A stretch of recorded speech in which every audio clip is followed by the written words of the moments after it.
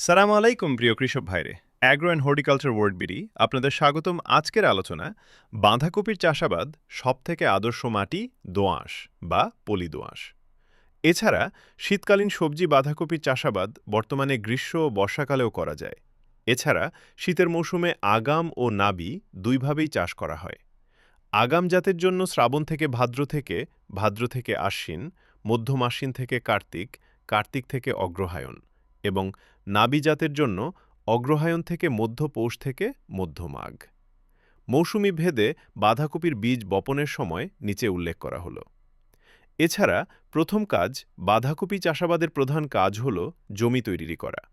চাষাবাদের জমি তৈরির জন্য গভীরভাবে জমি ৪ থেকে ৫ বার চাষ দিয়ে মাটি ঝুরঝুরে করে নিতে হবে। বালি, মাটি ও জৈব সার ভালোভাবে মিশিয়ে মাটি ঝুরঝুরা করে বীজতলা তৈরি করতে হবে। বীজতলার আকার ১ মিটার পাশে ও লম্বায় ৩ মিটার হওয়া উচিত।